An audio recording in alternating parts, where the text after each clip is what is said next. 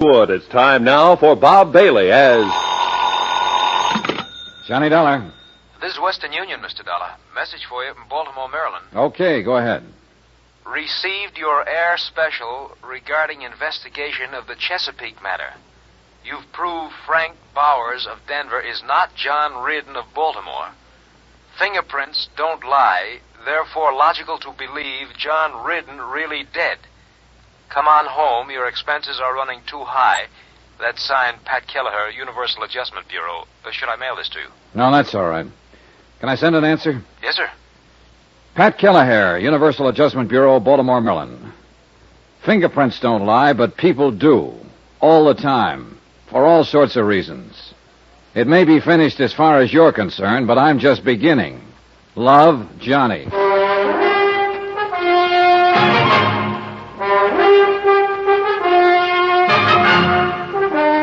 Tonight and every weekday night, Bob Bailey in the transcribed adventures of the man with the action-packed expense account, America's fabulous freelance insurance investigator... Yours truly, Johnny Dollar.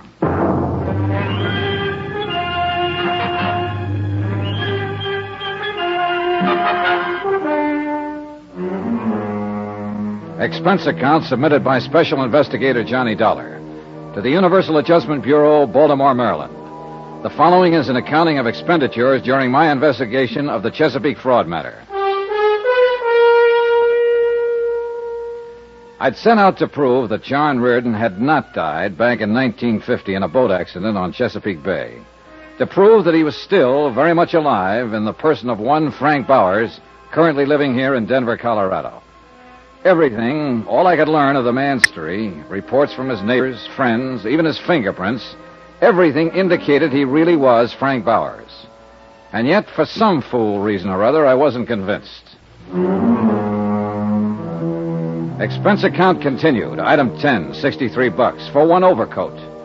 Denver can be a very cold city when the wind comes in from the north and it decides to snow.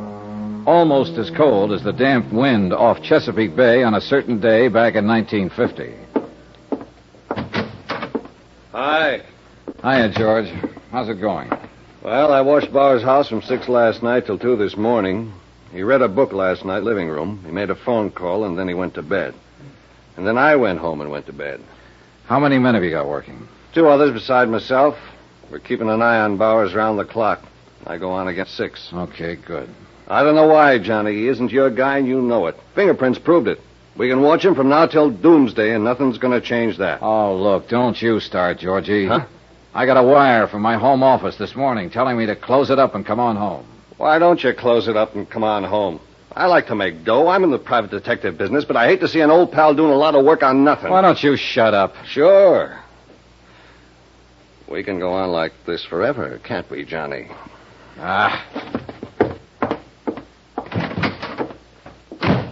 Goodbye, Johnny.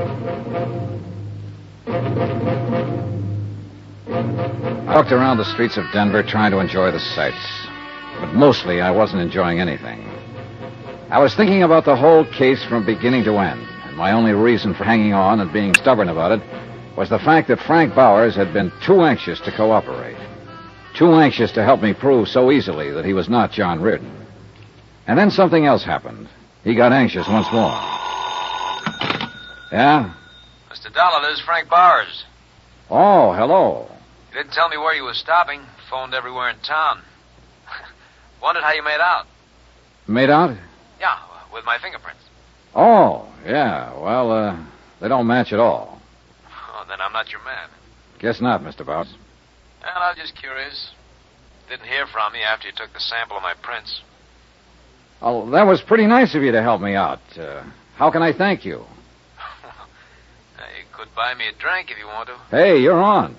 All right, meet you at 6 at the Ship's Tavern. It was the voice of a confident man again. An overconfident man. The kind who sandbags in a poker game, who knows about a boat ride and a horse race. And so help me, I knew I was right about him. Expense account, item 11, $14, booze. For Frank Bowers and myself in the Ship's Tavern. The same bar, incidentally, where a week before, a close friend of the deceased John Readick had run into Bowers and sworn he was John Readick. When Bowers came in, he was followed by George Hanley, as per my instructions. I saw George pick a stool at the far end of the bar. Well, I suppose you'll be packing up and leaving the old Mile High City pretty quick now, huh? Did I say that, Frank? No, but I just suppose it. You will, won't you? Oh, I haven't decided yet. What do you think I should do? Huh? I said, what do you think I should do? Are you kidding me? Well, maybe I'm just kidding myself. But you don't seem like the kind of fella you should be, somehow. Oh, I don't, huh? No. Now, you were too nice about answering questions when I came out to your house the other day. Too nice about letting me fingerprint you so I could compare the samples with John Reardon's prints. Too nice about calling up and asking how it all came out. Came out bad, thank you. I'm a pretty nice fella. Yeah, that's what the book says. What book? I had a private detective friend make one up on you before I even got here. Friends, enemies, money, and whatnot. All very nice. Of course it is. You know what your trouble is, Dolly? You don't trust anybody. I'm a nice fella, and you don't trust me. You don't believe what you see. I believe the fingerprints don't match, if that's what you mean. You're the bird I don't believe. Hey, should I get sore? If you want to. I'm not gonna. You know why? Because I'm a nice fella. Sure you are. But you ought to get mad when a man calls you a liar. Oh, you didn't call me a liar. I meant to. You're a liar. You know what? I'm not a nice fella all the time. I'd kind of like to hit you in the face or something right now. You're needling me. Am I? Uh-huh. I think I better call up a girl I know, see what she's doing for dinner. Well, see if she's got a friend. No, you're too nasty. You sit tight. Order me a drink. I'll be back in a jiffy. He's a little drunk. Sure he is, George. He's also worried. Any particular reason for getting him that way, Johnny? Yes, he's using the booth in the lobby. Scoot out there and see if you can get a line on who he might be calling. Right. A long 10 minutes later, Frank Bowers came back to the bar. He was weaving a little when he got on the stool next to me. George Hanley followed him back inside and took his place at the end of the bar again. She's busy. Took a long time to tell you that. She's a girl who takes a long time with everything. Oh, what's her name? Huh? What's her name? The girl you just called. Oh, Rita. Rita. Well, here's to Rita. Come on, drink up. You might have to eat with me. I don't want to drink to Rita, and I don't want to have dinner with you. What do you think of that, huh? I thought you were a nice fella. Remember? God of blazes. Hold on. Hey! Johnny, you may have something with this bird at that. How come, George? That call he just made, long distance to Baltimore. I got that much. He said he'd never been there. Didn't know anyone there. Keep an eye on us, Georgie. You betcha, pal.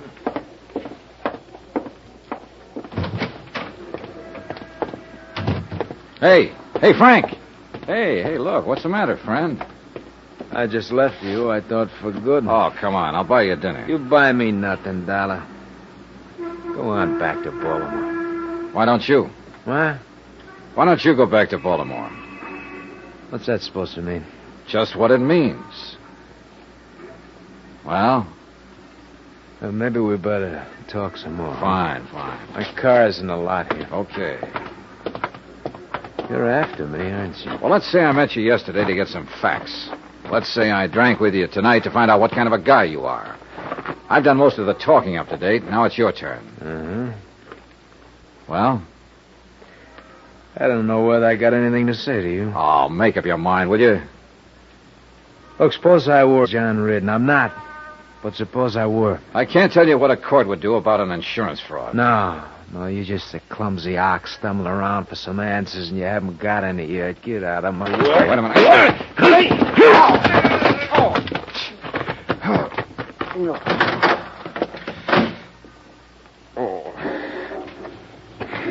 He's a very handy fella.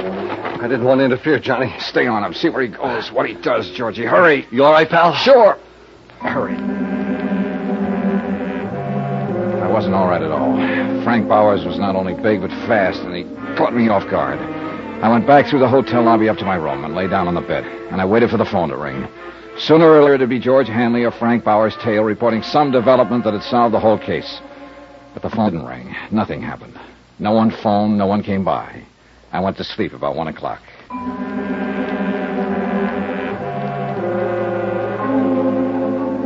The next morning, George Hanley called and asked me how I was feeling after the punching session in the parking lot. He reported that Frank Bowers had jumped his car, driven straight home, and gone straight to bed. Expense account item 12, 48 cents, postage. Cost of mailing a sample of Bowers' fingerprints to Washington, D.C. At 8 o'clock that night, I had another phone call. Hi, baby. This is George Hanley. How do you feel? Okay, what's up, Georgie? I'm still keeping my eye on Frank Bowers. He's nervous, all right. Been staying in the house all day. I can see him walking back and forth in the living room. He must have smoked a package of cigarettes every hour. Uh-huh. Has he used the phone? Yeah. Looks like long-distance stuff again. You know, place the call, hang up, then wait for the operator to call back. Possibly Baltimore again. Possible. How about it? I'm thinking. Where are you? Right across the street from his house. Be right out. The heater in my rented car wasn't working that night. I remember that part very well.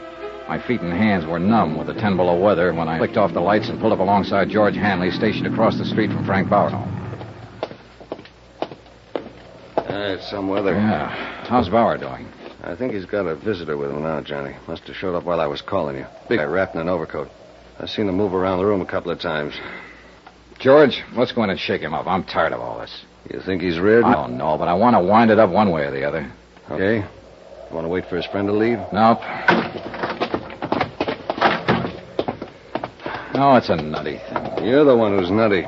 You already proved he isn't John Reardon. That's all you wanted. I know. Now I want to prove I'm getting old and crotchety and don't believe what I see and hear. Bear with me, Georgie. Sure, pal. You're crazy, but I love you. Hey. Huh? Visitor's leaving.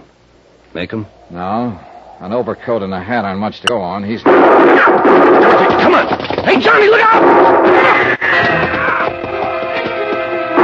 Before I went down, the gun of the man in the overcoat had gone off a couple more times.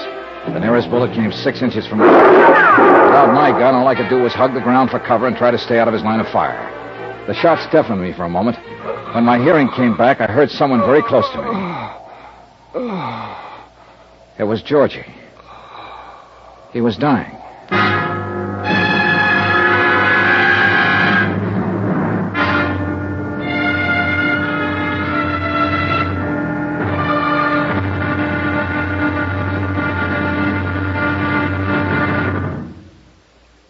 There will be another exciting episode in our story of the Chesapeake fraud matter tomorrow. Tomorrow, proof that an insurance case is one thing, murder of a pal is something else.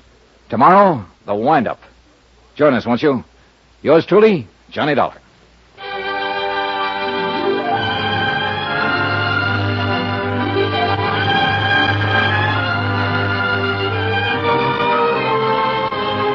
Yours truly, Johnny Dollar, starring Bob Bailey, transcribed in Hollywood. Written by John Dawson. It is produced and directed by Jack Johnstone. Be sure to join us tomorrow night, same time and station, for the next exciting episode of Yours truly, Johnny Dollar.